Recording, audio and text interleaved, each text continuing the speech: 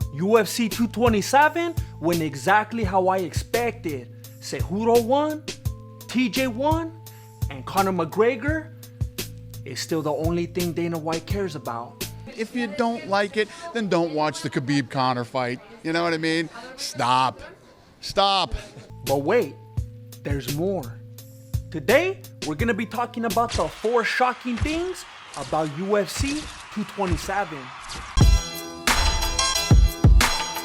Hey, what's up everybody? My name is Jesse, and I'm the founder and grandmaster of MMA, Mexican martial arts. If you've been paying attention, then you already know that we recently received a YouTube strike and had our most popular video ever taken down. And even though that same video still exists on Facebook and you can go over there and watch it whenever you want, it still hurts because YouTube took away our streaming privileges for 3 months. So when it came time to do a Mexican fight companion for UFC 227, we had to turn to Facebook Live and Twitch. And I want to say thank you to everybody that showed up. I also want to say thank you to everyone that was showing love and support on our community page. Your loyalty and your dedication is what keeps us going. And if you've been here for a while and you haven't subscribed yet, I would appreciate it very much if you would come through. We're trying to hit 75,000 subscribers before the end of August. And if you think it's annoying when people ask for subscribers before the video even starts, so do I. But this is the life I've chosen. Number 4 on the list of the 4 shocking things about UFC 227 is the new open weight class. Thiago Santos and Kevin Holland were originally supposed to have a middleweight fight, but at the last second, they agreed to fight with Santos at 225 pounds and Holland at only 90 pounds. Rumor has it that this was due to pressure from the Mexican martial arts community after watching the video Pride Fighting was better than UFC. Dana White has long been aware that open weight classes would make the UFC a lot more exciting, but he's been afraid of his fighters getting hurt. It wasn't until he came across a fighter that he couldn't stand that he was willing to try it out.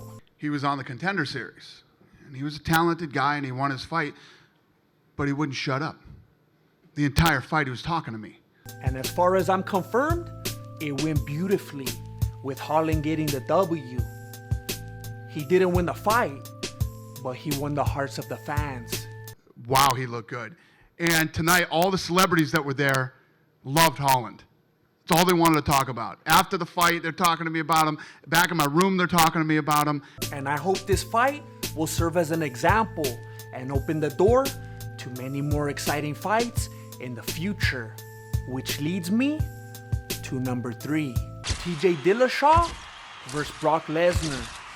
During the post-fight press conference, TJ Dillashaw called out Brock Lesnar. Shoot, man, why don't we bring on Brock Lesnar? And a lot of people thought that he was joking because of the awkward laugh. But they don't realize that sometimes people just do that when they're nervous. I really don't care what he did or what he does. I don't care. Well, I happen to take it very seriously. And if Dana White refuses to allow this fight, then I think they should just do it in the WWE promotion. And there's already a pretty good precedent for this. Back in 2003, Brock Lesnar fought Zach Gowen, who was 159 pounds and only had one leg. Brock Lesnar won that one. Oh my! But TJ Dillashaw has 2 legs. So technically, he has a leg up on the competition. Number 2, Henry Cejudo might be the first champ in MMA history.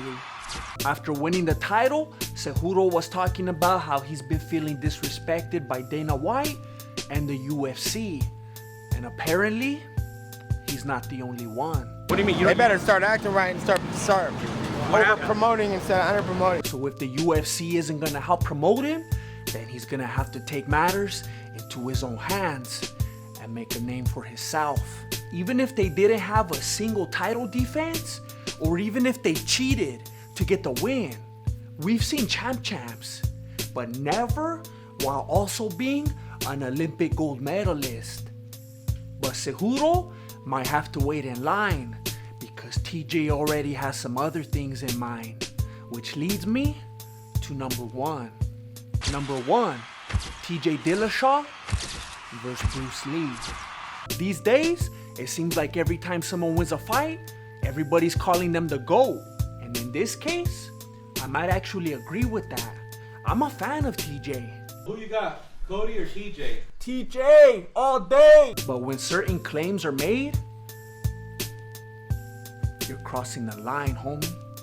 TJ Dillashaw is already being called the greatest 135-pounder of all time. And you might be looking at the greatest 135-pound fighter of all time. You make a very good argument as being the best bantamweight of all time. I am the best bantamweight of all time.